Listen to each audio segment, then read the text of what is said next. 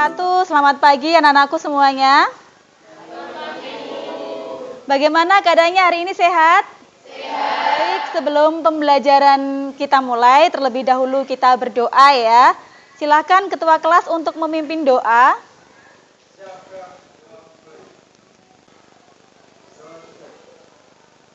Terima kasih. Anak-anakku, adakah hari ini yang tidak masuk?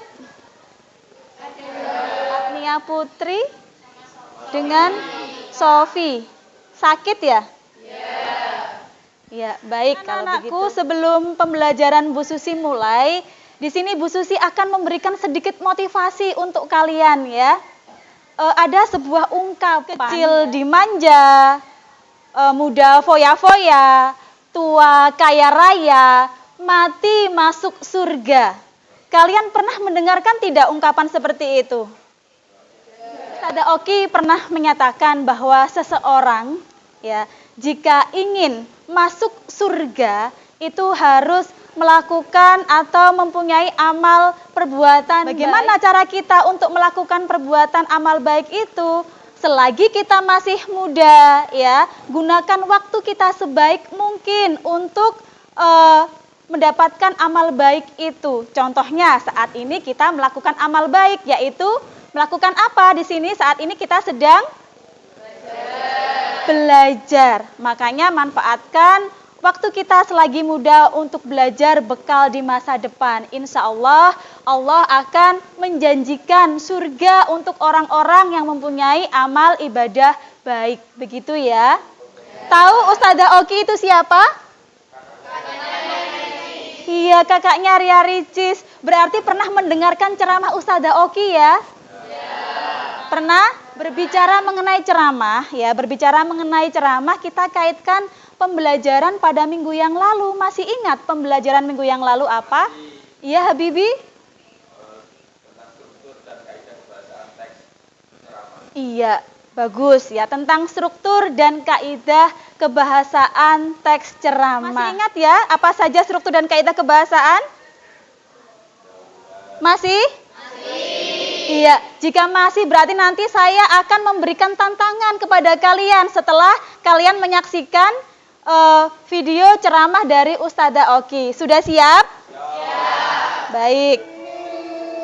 Pernahkah mendengar ungkapan kecil dimanja, muda foya-foya, tua kaya raya, mati masuk surga? Atau ungkapan, udahlah masa muda ini senang-senang aja dulu, nikmatin masa muda aja dulu. Sering kan mendengar perkataan seperti itu teman-teman sekalian? Teman-teman semua, salahkah ungkapan ini? Tentu salah. Mengharap masuk surga tapi tanpa amal soleh. Bagaimana bisa, sahabat? Kira-kira Ustadzah Oki di sini menyampaikan apa? Ada yang tahu? Iya. Bagus sekali ya, masa remaja itu kita manfaatkan sebaik mungkin. Jangan sampai kita membuang-buang waktu yang memanfaatkan dengan hal-hal yang bermanfaat. Seperti itu ya. Hari ini kita akan belajar menulis teks ceramah. Ya. Mengapa kita perlu belajar menulis teks ceramah? Mungkin ada yang tahu. Mengapa kita perlu belajar menulis teks ceramah?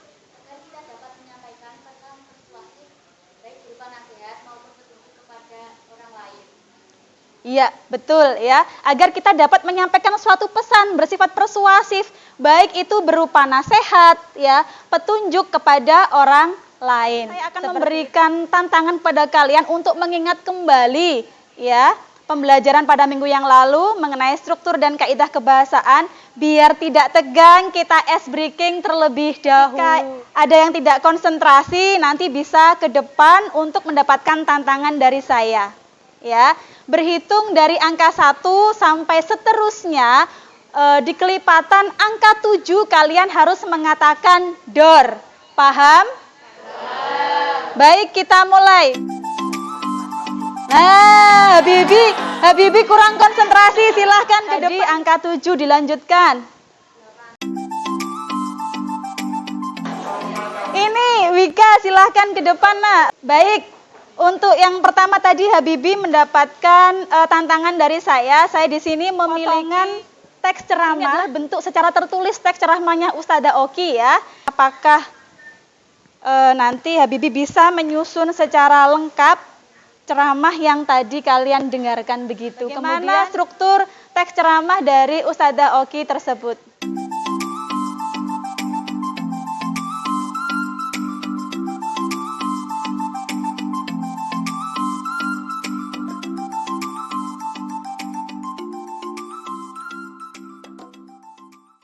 Tolong dijelaskan ya, tadi Habibie mengurutkan, menyusun ini teks ceramahnya Ustadzah Oki sudah betul dari awal, ada judulnya di sini, ada pendahuluannya, kemudian isi, kemudian penutup. Tadi Habibie sudah menyusun pendahuluan, isi, dan penutup. Mengapa ini dikatakan pendahuluan, mengapa dikatakan isi, mengapa dikatakan penutup? Tolong dijelaskan, dimulai dari pendahuluan. Baik. Ini dikatakan pendahuluan karena berisi tentang pengenalan isu yang mana untuk topik yang akan dibahas. Lalu Ya, yang betul. isi, karena berisi tentang sudut pandang dari pembicara atau argumen pembicara yang mana mengandung fakta. Lalu di bagian penutup berisi tentang kesimpulan dari teks di atas dan mengandung dan terdapat kata kerja persuasif yang mana bersifat mengajak pendengar untuk mengikuti ajakannya. Iya, terima kasih, bagus sekali. Berikan tepuk tangan untuk Habibie. Ternyata masih ingat ya. Silakan kembali ke tempat duduk sekarang, Wika. Dijelaskan bagaimana kaidah kebahasaan teks ceramah ini. Jadi kaidah kebahasaan teks ceramah itu ada 5. Yang pertama, terdapat kata ganti orang pertama dan kedua sebagai sapaan. Di sini terdapat kata saya dan Iya, kita. mana ditunjukkan, Nak? Ini saya, yang ini kita. Oh iya, betul. Terus yang kedua tadi? Menggunakan kata teknis atau istilah yang berkaitan dengan topik yang dibahas. Iya, Itu kata mana, ada Nak? kata YouTube Iya. dan motivasi. Boleh. Bagus Yang ya. ketiga, menggunakan kata-kata yang berkaitan dengan hubungan argumentasi atau sebab akibat. Iya, yang Yaitu mana kata-kata ditunjukkan? jika dan maka pada kalimat jika waktu tidak dimanfaatkan dengan baik, maka itu akan menjadi penyesalan di kemudian hari. Iya, bagus, betul. Yang keempat, ada kata kerja mental. Di sini terdapat kata mendekatkan pada kalimat mendekatkan diri pada Allah. Iya, bagus, Yang kelima, betul. terdapat kata kerja persuasif, yaitu pada kalimat mari kita Yang mana? manfaatkan waktu muda kita dengan sebaik-baiknya. Iya, bagus sekali ya, sudah betul. Kita berikan tepuk tangan ya. Silakan kembali ke tempat duduk. Kita akan belajar menulis teks ceramah begitu, ya.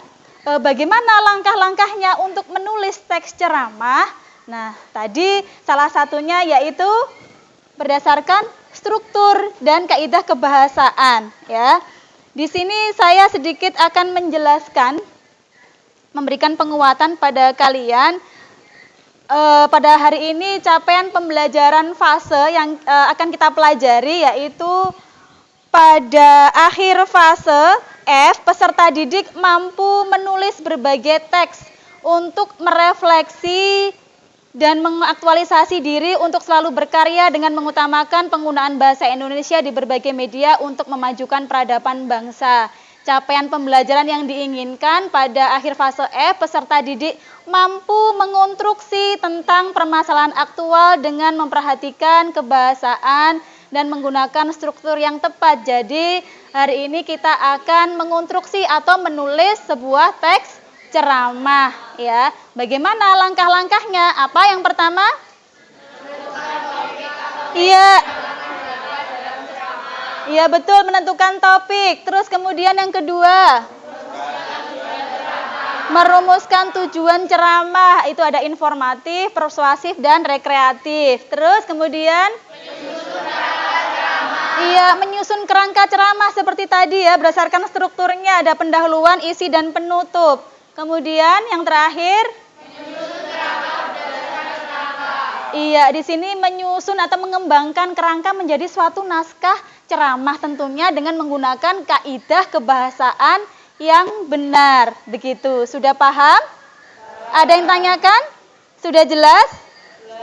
Ya, baik. Kalau sudah jelas berarti hari ini kita akan memulai belajar menulis teks ceramah ya.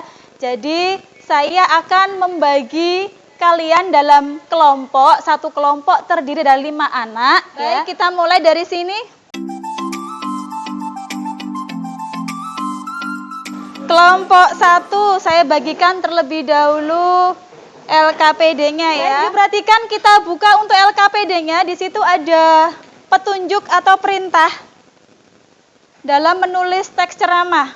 Yang pertama apa? Bentuk kelompok heterogen 5 siswa berkelompok. Iya, kita sudah membentuk kelompok di sini. Yang kedua, urutan gambar yang disediakan menjadi sebuah gambar urutan ceramah yang baik. Iya, kalian nanti akan mengurutkan gambar yang sudah saya bagi. Tolong diangkat gambarnya, sudah menerima semuanya apa belum? Sudah. Terus kemudian nomor 3. Buatlah kerangka teks ceramah secara 5. Kumpulkan hasil teks ceramah melalui media online atau offline. Nah, ini diperhatikan. Yang nomor 5, mengumpulkan hasil teks ceramah melalui media online atau offline. Jadi di sini saya membebaskan kalian untuk mengumpulkan hasil karya kalian, begitu ya. Bisa nanti ditulis di kertas, kemudian ditempel di mading kelas. Jika kalian mampu untuk menulis di media yang menggunakan teknologi, misalnya menggunakan aplikasi Canva, bisa diunggah dalam IG atau Instagram kelas, begitu ya. Sudah paham? Ada pertanyaan di sini? Tidak, sudah jelas ya. Baik, silahkan kalian diskusikan dengan kelompok kalian. Saya beri waktu 10 menit ya. 4 ya ini ya. Ini apa? Tertib? Yang pertama apa? Surat izin mengemudi. Yang kedua? Pakai helm. Yang ketiga patuhi tanda lalu lintas. Yang keempat patuhi batas kecepatan. Yang kelima hindari alkohol. Ya, bagus. Silahkan dilanjutkan untuk membuat kerangkanya, kemudian kembangkan menjadi teks ceramah, ya. Untuk membuat teks ceramah atau menulis teks ceramah, saya akan memberikan waktu 20 menit ya.